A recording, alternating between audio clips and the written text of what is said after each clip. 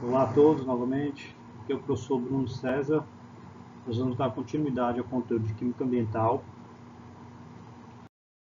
A ideia é que a gente agora discuta um pouco sobre os processos catalíticos que levam à destruição do ozônio na nossa estratosfera. Na aula passada nós vimos os processos não catalíticos e, tendo entendimento das propriedades espectrais que o ozônio possui, nós conseguimos então compreender como que o ozônio ele é tanto formado quanto destruído por reações fotoquímicas. E aí o que foi muito bem salientado na aula passada é que essas reações elas são naturais, ocorrem por processos, por ciclos de formação e destruição do ozônio. A ideia é que a gente apresente agora mecanismos reacionais que levam a maior aceleração das reações de destruição do ozônio. Então, a velocidade de destruição em condições específicas pode ser maior do que a velocidade de formação. E aí, a consequência disso é a formação do fenômeno buraco de ozônio, né? Que vai ser o objetivo da nossa próxima aula. Ok? Para a gente ter aqui um entendimento pleno sobre os processos catalíticos, interessante que seja comentado previamente alguns princípios básicos de catálise química. Os processos catalíticos são aqueles que, obviamente, envolvem a presença de um catalisador. Um catalisador é uma espécie química capaz de promover um caminho alternativo para o desenvolvimento de uma reação sob menor demanda energética. E essa demanda energética aqui para a gente está relacionada à energia de ativação, né? Então, nós temos aqui um mecanismo reacional, representado aqui pela linha vermelha, quando da ausência de um catalisador. Então, se aquela reação acontecer de forma espontânea, nós vamos ter aqui um certo obstáculo, uma certa barreira, uma lombada energética, né? Onde, para que você tenha, então, a conversão dessa reação, o reagente A interagindo com o reagente B, levando à formação do produto AB, é o que está sendo proposto aqui inicialmente, a linha vermelha você tem toda essa energia de ativação aqui, toda essa amplitude a ser ultrapassada, okay? Quando da ausência de um catalisador. O que o catalisador consegue, então, propor a essa reação é que, em vez dos reagentes A e B percorrerem um caminho original, representado pela linha vermelha, o mecanismo reacional ocorra sobre uma proposta diferente da original, onde aqui você teria a linha azul representando esse meio alternativo. Então, notem que o catalisador, representado pela letra C aqui, ele está propondo um caminho alternativo, representado pela linha azul, onde a principal característica é que a energia de ativação, quando da presença do catalisador, é menor quando da sua ausência. Ora, se você precisa de menos energia para atingir o teu objetivo, mais rapidamente aquele mesmo objetivo é alcançado. E aí é que o aspecto cinético ele passa a ter relevância quando o catalisador está sendo trabalhado. Então, a cinética química, com a presença de um catalisador, é muito mais acelerada do que quando da sua ausência. E esse mecanismo alternativo aqui é justamente reações que se propagam de tal forma que a reação global seja exatamente a mesma do que aquela quando da ausência de um catalisador. Então, o que nós temos aqui é que o reagente A interage com o catalisador, formando um intermediário, um composto intermediário AC. Em uma segunda etapa, que é o que está sendo proposto aqui, na segunda onda aqui da energia de ativação, é que esse intermediário AC faça a interação com o reagente B, e aí você tem então a formação do produto final AB, idêntico ao da reação global, e com uma outra característica primordial é que o catalisador ele é liberado na reação. De tal forma que quando essas reações são somadas, nem o intermediário e muito menos o catalisador são apresentados na reação global. Então, você tem o alcance do mesmo objetivo, as reações são idênticas, porém em um tempo muito menor.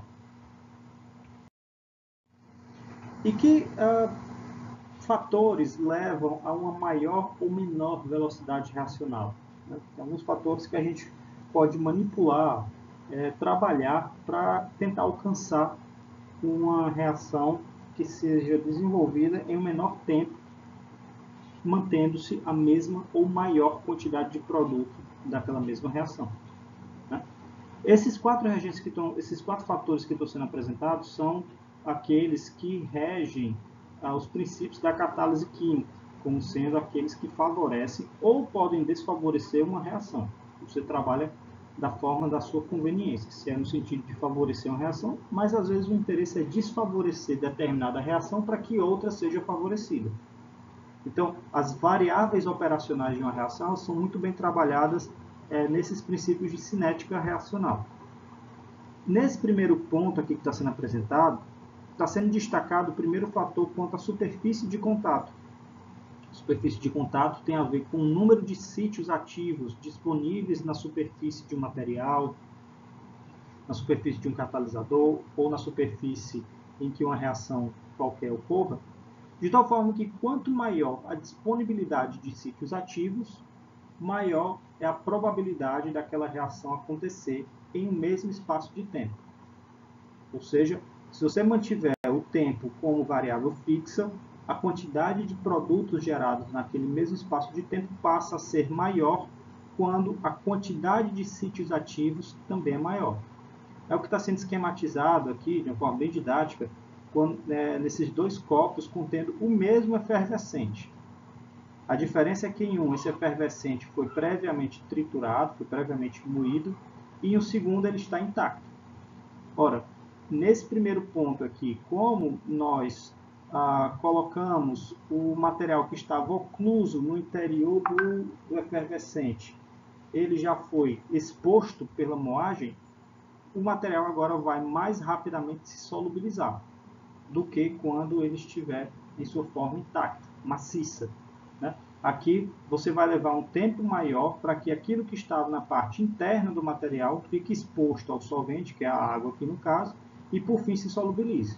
Então a cinética reacional para esse meio, primeiro que está sendo destacado, moído, né, pulverizado, é maior do que a cinética apresentada em um material de menor área superficial.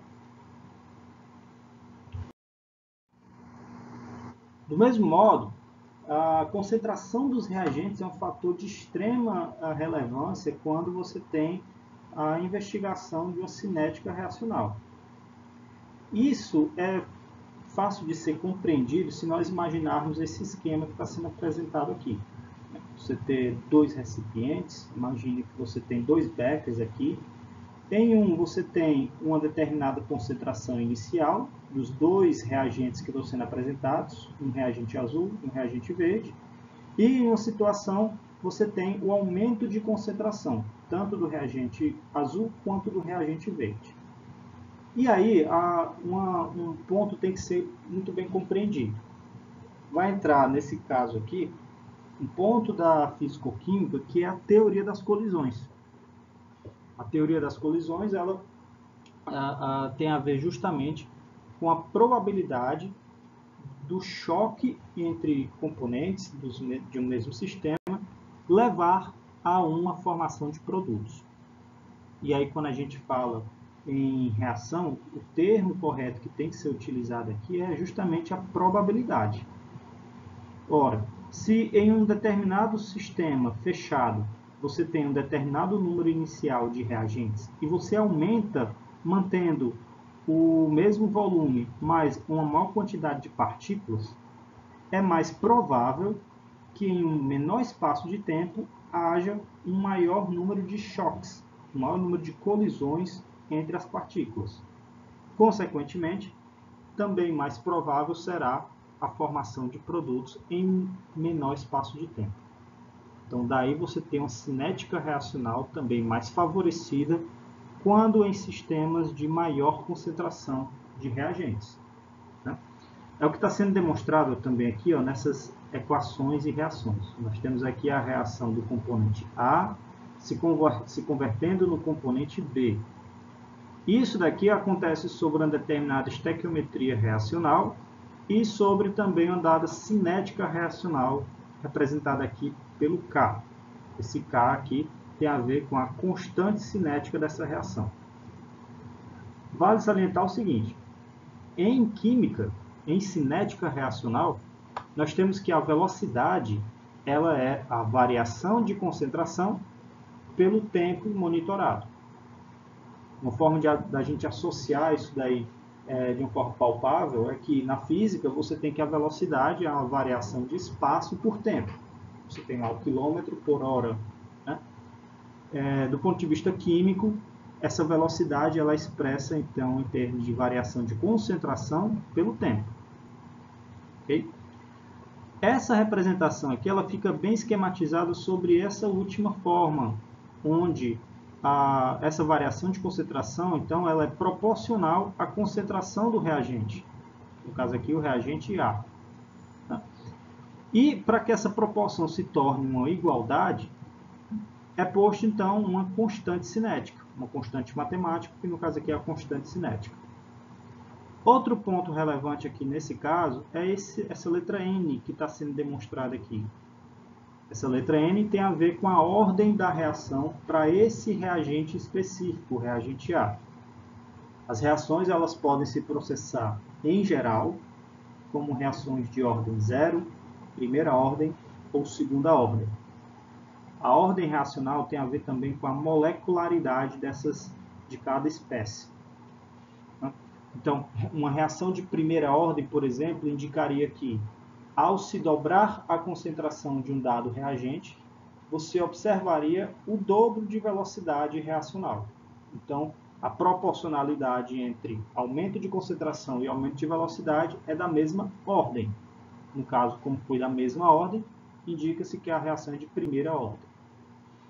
Do contrário, se dobrássemos a concentração do reagente A e fosse observado o quádruplo do aumento de velocidade, você não obedeceu a mesma ordem racional em termos de aumento de concentração e velocidade. No caso aqui, foi um aumento de 2 vezes em relação à concentração e à velocidade. Daí ser observado, então, o que é definido como uma reação de segunda ordem. O efeito de estequiometria da reação também deve ser levado em conta. Uma vez que se você conhece a velocidade de um dado componente, é capaz então de você propor a velocidade de um outro componente do sistema, obviamente levando-se em conta o peso estequiométrico que cada um assume naquela reação. Então, por isso que está sendo cada componente aqui, a velocidade de cada componente, relacionada com seus respectivos coeficientes estequiométricos para manter a proporcionalidade também estequiométrica das velocidades racionais. E um último ponto a ser observado em todo esse contexto aqui que está sendo mencionado são os sinais dessas reações, os sinais das velocidades reacionais, melhor dizendo. Para os produtos, nós temos uma velocidade indicada por um sinal negativo, uma vez que os reagentes eles são consumidos. No caso aqui estou mencionando quanto aos reagentes, não aos produtos.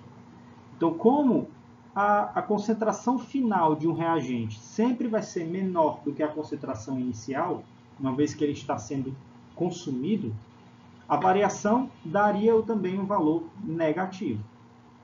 E aí, como velocidade só pode ser positiva, por isso então é posto um sinal negativo na frente aqui, para justamente equilibrar a variação negativa de concentração observada aos reagentes. Coisa que não é preciso para os produtos, uma vez que os produtos eles são sempre formados em uma reação, são sempre produzidos. Então, a sua concentração final é sempre maior do que a inicial. Então, não é necessário pôr o sinal negativo à sua frente. Outro fator, obviamente, de muita relevância dentro de um contexto cinético reacional é a temperatura. A temperatura tem um papel primordial sobre a energia cinética das partículas. E quanto maior a temperatura, maior será a movimentação e, consequentemente, a velocidade dessas partículas. Então, novamente, se imaginarmos uma situação em que você não modificou a quantidade de reagente no meio, mas apenas um incremento de temperatura, é natural também de se imaginar que em um mesmo espaço de tempo haverá também um maior choque entre as partículas devido à maior velocidade que elas estão se propagando. Então, em geral, e é bom que isso fique bem claro, em geral, é observado um aumento de velocidade com um aumento de temperatura. É o que é demonstrado por esse gráfico aqui que está sendo destacado. Esse gráfico apresenta que, para essa reação específica aqui, que está sendo apresentada, você tem um aumento de velocidade, e essa velocidade está sendo associada à constante cinética, em relação ao aumento de temperatura. Bem, além da temperatura, além do aumento de concentração, um último ponto que está incluso em toda essa discussão é o fator orientação. Nada vale você aumentar demasiadamente a concentração dos reagentes, bem como aumento de temperatura, se as partículas não colidirem com um fator geométrico favorável. As partículas elas podem até ter energia superior à energia de ativação da reação, no sentido de formação dos produtos. Mas se esse choque não for com geometria favorável, mesmo que tenha energia suficiente para tanto, os produtos não serão formados. Onde é que isso é observado? Aqui tem essa figurinha, ela apresenta muito bem esse comentário anterior. Você tem, então, esses dois reagentes que estão sendo, primeiramente, destacados. Você tem um reagente esfera verde e um outro aqui, um reagente triatômico, composto por esfera verde, esfera azul e esfera vermelha. Então, vai haver o choque entre essas duas partículas. Houve aqui a colisão. Essa colisão, verde com verde, teve geometria favorável e, obviamente, energia suficiente para que houvesse a separação dos compostos e a formação de produtos. Os produtos eles são formados, obviamente, quando você tem um choque efetivo e aquilo que sai é diferente daquilo que entra. Você pode aí afirmar que houve formação de produtos. Nessa situação, a gente então pode esclarecer que há uma colisão efetiva. Certo? Em outro ponto, observe que são exatamente as mesmas moléculas que irão colidir. Esfera verde e molécula triatômica. Porém, em vez da esfera verde isolada colidir com a outra esfera verde da molécula triatômica, ela agora está colidindo com a esfera vermelha. Isso daqui é para indicar que a geometria não foi favorável quanto à efetividade da reação. Ou seja, pode até ter energia suficiente, mas como não há uma geometria favorável, você tem a não formação de produtos, caracterizada pela liberação de componentes exatamente iguais aos originais, aos iniciais. Então, nesse caso, não há formação de produto. Por isso, então, que o termo probabilidade ele é sempre trazido quando a teoria das colisões ela é comentada. Porque não é toda reação que vai ser efetiva. Você tem que ter energia suficiente, mas também um fator estérico ele é trazido para a discussão, que é o favorecimento da geometria dessa mesma colisão. E tem uma equação que permite, então, nós fazermos uma associação, um levantamento quantitativo do efeito da temperatura sobre a reação, que é a equação de Arrhenius. A equação de Arrhenius, originalmente, é essa daqui que está sendo destacada, onde a constante cinética ela é igual ao fator de Arrhenius, que está associado com as colisões, vezes epsilon elevado a menos energia de ativação sobre RT, onde R indica a constante dos gases ideais em valor energético, então o valor fixo, 8,314, e esse T é a temperatura em Kelvin. Ok? Bem, essa relação ela permite nós fazermos o quê? De que a temperatura ela influencia sobre a velocidade. É justamente isso que nós temos a levantar, a compreender dessa equação. A temperatura ela influencia sobre a velocidade reacional. E essa expressão, esse termo exponencial, ele está associado a um fator de colisões, onde esse termo exponencial também está associado a uma distribuição de Boltzmann que leva em conta justamente a probabilidade dessas colisões acontecerem. Ok? Então, o que temos que fazer aqui? Essa expressão ela pode ser estudada do ponto de vista gráfico mais facilmente através de uma expressão linear. Então, você pode fazer a linearização dessa expressão, aplicando o logaritmo neperiano em ambos os lados da reação e abrindo ela para esse formato, que, sendo atribuída a duas reações, a uma mesma reação em temperaturas distintas, você pode, então, fazer um comparativo entre elas. Essa última expressão que está sendo destacada, ela permite fazermos o quê? Que você tendo duas temperaturas diante de uma mesma reação, observar qual foi o incremento de velocidade ou diminuição de velocidade, se você tiver diminuído a temperatura também, através da razão entre as constantes cinéticas. Esse gráfico também, através dessas expressões, permite avaliarmos, fazer um levantamento para descobrir, por exemplo, qual é a energia de ativação de uma determinada reação. Então, se você tem interesse de compreender e investigar a energia de ativação de uma determinada reação, o entendimento é esse daqui. Você faz, então, um estudo em diferentes temperaturas e para cada temperatura é monitorada a respectiva velocidade reacional em termos da sua constante cinética. O valor da energia de ativação é possível de ser calculado justamente através do coeficiente angular da reta.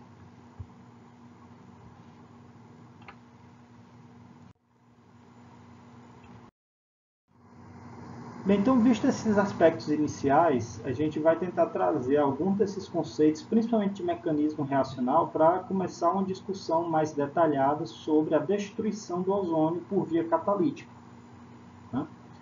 Bem, independente do mecanismo que vai ser estudado aqui, as reações de destruição do ozônio por via catalítica acontecem sempre por um passo reacional que é semelhante, que se dá por, então, sua abstração, a abstração de um dos átomos de oxigênio dentro da molécula de ozônio. Nós vamos representar as reações acontecendo quando da presença de um catalisador, e esse catalisador vai ser representado pela letra X, certo? Um passo reacional que deve ser também sempre levado em consideração é a etapa de regeneração do catalisador, uma vez que o catalisador não pode estar presente como produto dentro de uma reação global. Então vamos para os exemplos. O mecanismo do tipo 1, que é o que está sendo destacado primeiramente aqui, ele propõe uma regeneração do catalisador através do seu intermediário oxigenado em reação com um átomo de oxigênio. Então, a reação se processa nesse sentido. Você tem aqui, então, a molécula de ozônio em presença de um catalisador. Como falar, o primeiro passo envolve a abstração, o roubo, a captura de um dos átomos de oxigênio dentro do ozônio para o catalisador. Então, um dos átomos de oxigênio do ozônio migra para o catalisador, formando um intermediário oxigenado XO. Saiu um oxigênio daqui, então sobrou o O2.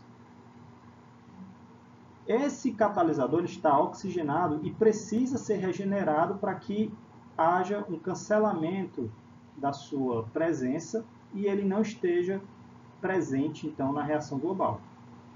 Essa regeneração, nesse mecanismo 1, envolve a reação do intermediário oxigenado com o oxigênio atômico. Esse oxigênio que estava junto ao catalisador, então migra para o oxigênio atômico, gerando a molécula de O2. Com isso, o catalisador ficou livre no meio. Somando-se as etapas 1 e 2 desse mecanismo, o catalisador ele é então cancelado, bem como o seu intermediário oxigenado, sobrando como reação global a molécula de ozônio reagindo com o oxigênio atômico e liberando duas moléculas de oxigênio. Como esse mecanismo aqui propõe que o intermediário oxigenado seja regenerado quando da presença de um oxigênio atômico, nós já discutimos que o oxigênio atômico está mais presente em maior altitude da estratosfera. Então, esse mecanismo aqui, ele representa bem a degradação, a destruição do ozônio na porção média e superior da estratosfera. Isso porque a proposição é que haja a presença de oxigênio atômico na reação global. Então, os catalisadores aumentam a eficiência da reação entre o oxigênio atômico e o oxigênio, entre o ozônio e o oxigênio atômico. Se vocês pegarem as anotações e o material que foi anteriormente postado, vocês vão notar que essa reação aqui ela já foi apresentada. Ela já foi apresentada anteriormente. Mas qual a diferença da reação apresentada anteriormente para essa? É que essa reação aqui em específico ela não está sendo escrita no sentido único de reação, quando fala-se de reações de caráter elementar, ou seja, não é um passo único que nós estamos escrevendo essa reação.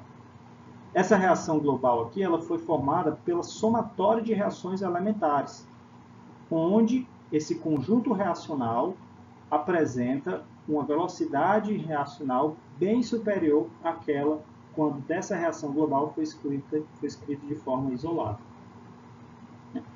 Esses catalisadores que vão ser apresentados e discutidos, eles são todos espécies radicalares, ou seja, são radicais livres. Definição química de radical livre são átomos ou moléculas contendo um número ímpar de elétrons. Então, são espécies que não obedecem ao octeto. E, com isso, são espécies que são altamente reativas, ao ponto de promoverem reações muito favorecidas do ponto de vista cinético. Ou seja, as reações apresentam velocidade bem superior quando da ausência desse material. Né? Quando da presença desse material, melhor dizendo. Então, algumas espécies se comportam bem quando obedecem bem ao mecanismo do tipo 1, que foi apresentado anteriormente. Uma delas é o óxido nítrico, uma espécie que é naturalmente encontrada na atmosfera, e isso é um ponto que vale ser ressaltado. Não é porque é um catalisador que necessariamente é um poluente. Né?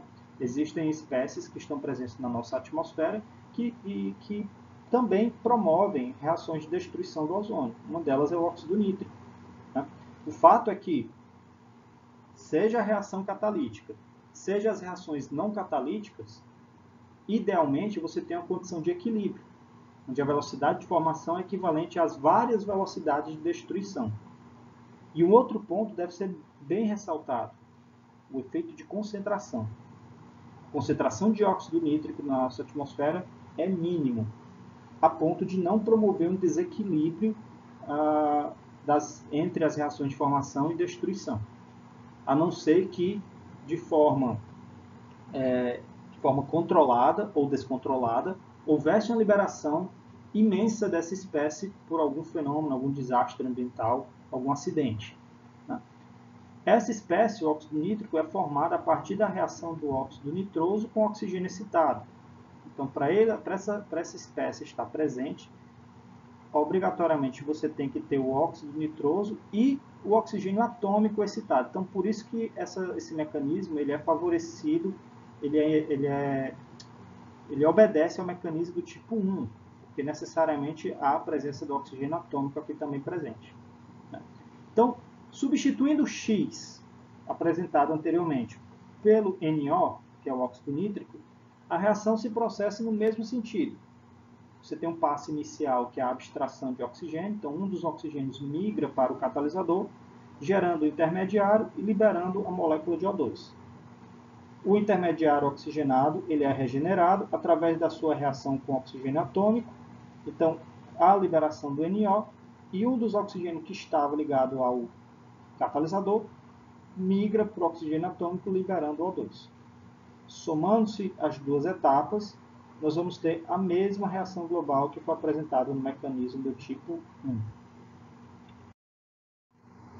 Outra espécie que também obedece ao mecanismo do tipo 1 são os radicais hidroxila.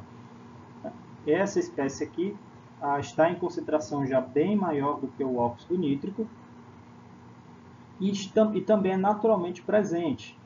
Boa parte dessa espécie, do radical hidroxila, vem do próprio vapor d'água. O H2O, por determinadas reações, leva à formação do radical hidroxila. Então, o radical hidroxila ele é formado majoritariamente pelo próprio vapor d'água ou por algumas outras reações paralelas. Então, vejam, o passo reacional é o mesmo, onde há a abstração de um dos oxigênios para o radical hidroxila, formando o intermediário oxigenado, e aí esse intermediário é regenerado pela presença do oxigênio atômico, liberando o radical e o oxigênio molecular, levando à mesma reação global discutida anteriormente. O radical hidroxila é formado a partir da reação de oxigênio excitado com moléculas de água. Então, o oxigênio excitado com moléculas de água é a sua reação de grande, que leva à sua maior formação, ou ainda da reação do oxigênio excitado com metano. Okay? O mecanismo mais importante é aquele em que o radical hidroxila e a espécie intermediária, que é o radical hidroperoxila, reagem com o ozônio, que é o mecanismo do tipo 2, que nós vamos ver mais adiante. Dois radicais, vejam só, dois radicais hidroxilados reagindo ao mesmo tempo com o ozônio. Né? Se você fizer o somatório dessas reações, você vai perceber que não há a presença de oxigênio atômico na reação global, que é o que configura o mecanismo do tipo 2. Nós vamos ver agora. No mecanismo do tipo 2, você tem a destruição em paralelo de duas moléculas de ozônio pela ação de dois catalisadores. Seja dois catalisadores idênticos, ou seja, o catalisador e o mesmo catalisador agindo em reações paralelas, ou catalisadores diferentes. O fato é que esse mecanismo não apresenta o oxigênio atômico em sua reação global, o que é útil para representar reações que aconteçam na parte inferior da estratosfera. Notem, você tem então dois mecanismos. Um útil para representar as reações que acontecem na parte inferior da estratosfera, em baixa altitude, e outro, que é o mecanismo do tipo 1, para representar as reações que acontecem na porção superior da estratosfera. Porque na parte superior você já tem mais oxigênio atômico disponível, então, preferencialmente, o mecanismo ele acontece sobre uma rota diferente.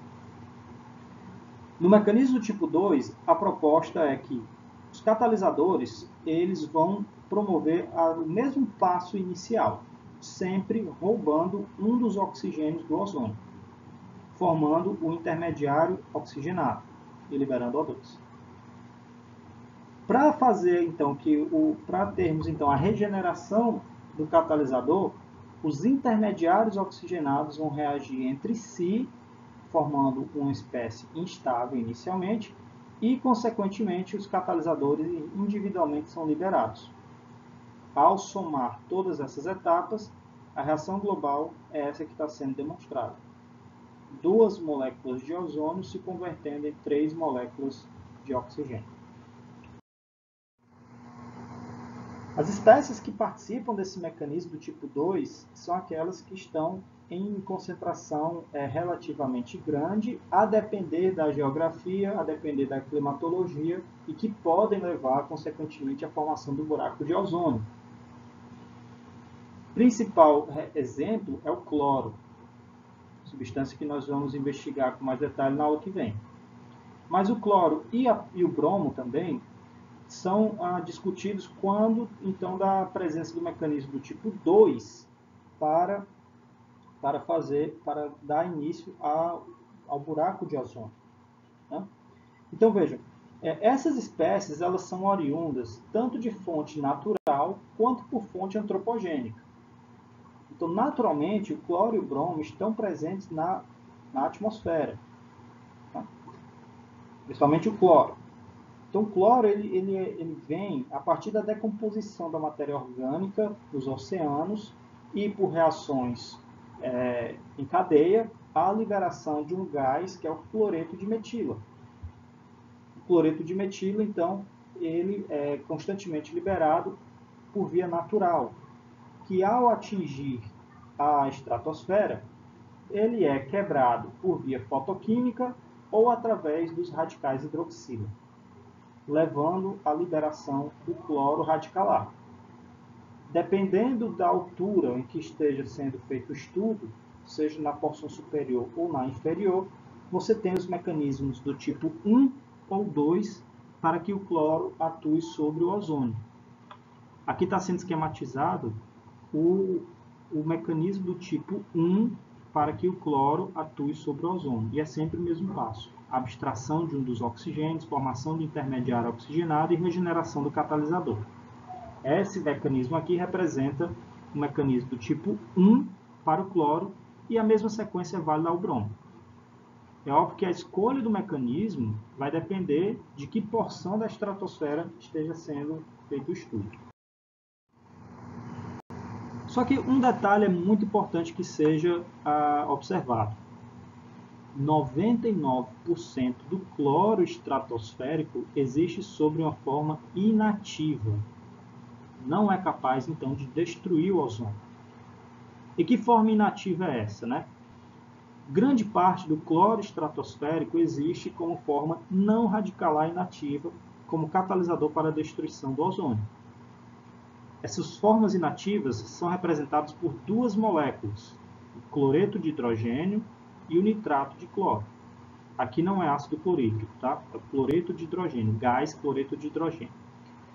Essas duas moléculas, elas mantêm o cloro inativo e são formadas a partir de reações de nitrificação da atmosfera, um passo importantíssimo para o entendimento do processo do buraco de ozônio, ou ainda quando da presença de gás metano. Então, uma vez que o cloro seja liberado em suas formas radicalares, rapidamente eles são inativados por essas espécies, seja o dióxido de nitrogênio, seja o metano, formando-se então as espécies inativas, nitrato de cloro ou cloreto de hidrogênio. As reações que levam a essas inativações são essas que estão apresentadas nesse ciclo, né? Então veja, o óxido de cloro, em presença da espécie nitrogenada, forma o nitrato de cloro. Mesma coisa é válida com o cloro radicalar, que em presença de metano leva à formação de outra espécie inativa, que é o cloreto de hidrogênio. É óbvio que essas reações elas podem ser reversíveis em condições adequadas, né? Mas essa informação é extremamente válida. Então, tem que existir alguma condição para que o cloro desempenhe um papel tão relevante na formação do buraco de ozônio. Porque se 99% dele está presente sob uma forma inativa, alguma modificação da climatologia do meio tem que existir e também da concentração das espécies para que o cloro passe então a destruir de forma significativa o ozônio da atmosfera. Ok? Bem, outra informação relevante é que quase todos os bromos permanecem nas formas ativas para a destruição do cloro, bem como ele é, em média, 40% a 50% mais eficiente do que o cloro para a destruição do ozônio. Mas por que, então, que quando se fala de buraco de ozônio, o cloro sempre aparece como principal vilão? Por mais que o bromo está sendo demonstrado aqui que ele é mais eficiente e ele permanece ativo, sempre ativo. É porque o bromo está em uma concentração ínfima em comparação ao cloro. Por mais que ele seja mais eficiente, por mais que ele permaneça ativo em toda a sua plenitude, ele não está em concentração suficientemente grande para promover um fenômeno relevante, como é o caso do buraco de ozônio. Diferentemente do nitrato de cloro e do cloreto de hidrogênio, o brometo de hidrogênio e o nitrato de bromo, eles são fotoquimicamente quebrados. E aí liberam rapidamente o bromo radicalar para agir sobre o ozônio. Coisa que não acontece ao cloro. Por isso que nós afirmamos que 99% do cloro permanece sobre as suas formas inativas. Então, para exemplificar essa discussão sobre o mecanismo reacional, está sendo proposto aqui um primeiro exercício. Trata o seguinte, enunciado. Um mecanismo tem sido proposto para a criação de ozônio na alta estratosfera. A sequência começa com a criação de oxigênio excitado, molécula de O2 excitada, e átomo de oxigênio em estado fundamental, originados da absorção pelo ozônio de fótons com comprimento de onda menor do que 243 nanômetros. O segundo passo reacional é que o oxigênio molecular excitado reage com a molécula de oxigênio em estado fundamental para produzir ozônio e um outro átomo de oxigênio. Então vamos responder as duas perguntas aí. A pergunta do item A trata o seguinte: qual é a reação final para essas duas etapas? Então vamos escrever o que está acontecendo sobre essas reações, né? A sequência começa com a criação de O2 excitado e oxigênio atômico em estado fundamental, originados da absorção de ozônio com fótons com comprimento de onda inferior a 243 nanômetros. Então, o passo reacional que tem que ser escrito primeiramente é esse daqui. O O3 sendo fotoquimicamente convertido a O mais O2 excitado. O próximo passo é aquele que esse O2 excitado reage com a molécula de O2 em estado fundamental para produzir ozônio e um outro átomo de oxigênio. Então, o O2 excitado reage com o O2 fundamental, produzindo ozônio e oxigênio atômico. Qual é a reação global? Ora, primeiramente temos que cancelar aquilo que foi idêntico em ambos os lados da reação. Então, somando as duas etapas, esse ozônio é cancelado com esse ozônio e esse O2 excitado com esse outro O2 excitado. Tendo como reação global o O2 sendo convertido a 2O. Colocar de uma forma simplista essas duas reações não configura um mecanismo para a criação de ozônio na alta estratosfera.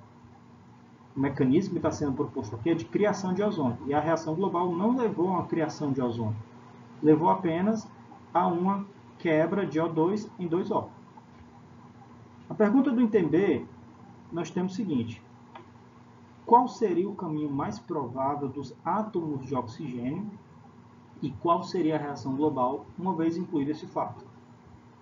Então, vamos averiguar. Nós vamos iniciar as etapas do mesmo modo. Primeiro passo reacional, segundo passo reacional. O fato é que cada passo reacional que foi colocado aqui libera o oxigênio atômico. Para onde iria esse oxigênio atômico nessa porção da estratosfera que está sendo comentada? Alta estratosfera. Ora, por mais que seja na alta estratosfera, mas é muito provável que esses oxigênios atômicos aqui colidam com moléculas de O2. Então, dessa reação que é colocada, há sim a formação de moléculas de ozônio. E aí eu escrevi ela em duplicidade, justamente porque nós temos dois oxigênios atômicos sendo liberados aqui. Para fazer a reação global, basta cancelar aquilo que foi idêntico em lados contrários das reações. Daí a reação global ela fica escrita como sendo 3O2 dando 2O3. E assim nós temos então um mecanismo que leva sim à formação de ozônio na alta estratosfera. Então esse daqui seria o mecanismo que hipoteticamente a gente conseguiria confirmar a formação de ozônio nessa região. Um segundo exercício está sendo proposto e eu vou deixar ele como atividade para a simulação do conteúdo.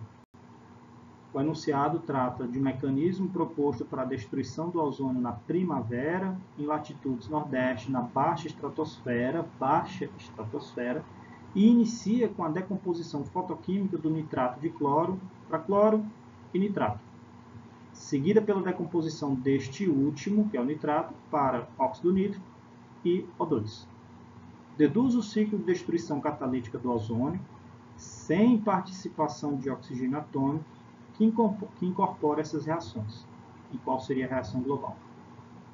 Eu vou destacar esse exercício como uma lista para que vocês façam a resolução e me entreguem na próxima aula.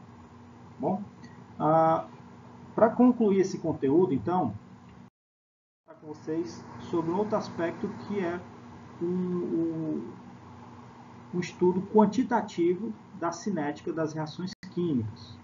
A gente abordou aí um pouco sobre a presença dos catalisadores e como eles afetam na velocidade de uma reação. É importante que a gente não compreenda simplesmente como, mas quanto que esses catalisadores afetam. Tá? Então, vamos considerar uma reação elementar genérica que está sendo representada aqui. Reação entre os componentes A e B, levando à formação dos produtos C e D, cada um com seu respectivo coeficiente estequiométrico. Então, uma forma da gente calcular a velocidade dessa reação é utilizando a lei da ação das massas. A lei da ação das massas estabelece que a velocidade ela é proporcional à concentração dos reagentes e cada reagente sendo ponderado por seu respectivo coeficiente estequiométrico. Vale salientar, tá, pessoal, que essa ponderação aqui ela é simplista, no sentido de que nós não podemos fazer esse tipo de aplicação para toda e qualquer reação química. A ordem reacional, os valores de x e y, eles devem ser empiricamente obtidos, que é o que acontece, por exemplo, aqui no mecanismo reacional do ozônio. Notem que o ozônio está sendo formado e destruído por uma série de mecanismos, 1, 2, 3 e 4. Contanto que a sua concentração ela não leva em consideração apenas uma etapa, mas todas elas, que estão representadas por cada constante, K1, K2, K3 e K4, e que a ordem reacional tem um valor de meia ordem para todo esse conjunto que está sendo apresentado aqui. Isso aqui é obtido de uma forma empírica. Ok? Então, vale salientar outra coisa. A ordem reacional é aquela que você tem o peso que cada reagente assume dentro de uma reação. Por exemplo, uma reação de ordem 0, o reagente não assume nenhum efeito sobre a velocidade daquela reação. Uma reação de primeira ordem é aquela em que, ao se dobrar a concentração de determinado material, de determinado componente, a velocidade dobra. E uma reação é de ordem n se, ao dobrarmos a concentração, a velocidade aumentar em 2n. Isso aqui é para indicar que a ordem reacional não é fixa a uma reação de ordem 0, primeira ou segunda ordem. Ela pode ter a ordem que for, terceira ordem, quarta ordem. O problema é que quanto maior a ordem, menor é a probabilidade dela acontecer. Uma reação de terceira ordem, você tem uma geometria que é muito complicada, uma geometria de colisão muito complicada de ser alcançada. Por isso que você tem é mais rara de acontecer. Né? Em geral, na grande maioria das vezes, você tem reações que se processam como sendo de primeira ordem. Para ilustrar esse ponto de vista quantitativo da cinética reacional, estou propondo a resolução desse outro exercício que vai estar junto com aquele outro de mecanismo. Nós temos aqui duas reações de destruição do ozônio, cada uma assumindo um determinado valor de constante cinética. Então, veja, as constantes cinéticas expressas em termos de moléculas menos 1 centímetro cúbico segundo a menos 1, das reações do cloro atômico e de radicais hidroxila com ozônio, cloro atômico com ozônio, radical hidroxila com ozônio, são dadas respectivamente por esses valores. esses valores que assumem uma variação em função da temperatura. O que está sendo pedido? Calcule a razão das velocidades de destruição do ozônio por esses catalisadores a 20 km, sabendo que a essa altura a concentração de radical hidroxila é de cerca de 100 vezes a do cloro e que a temperatura é de menos 50 graus. Então, com base na temperatura, é possível encontrar os valores das constantes cinéticas e, utilizando a lei da ação das massas, é possível, então, fazer uma relação entre as velocidades reacionais dos dois componentes.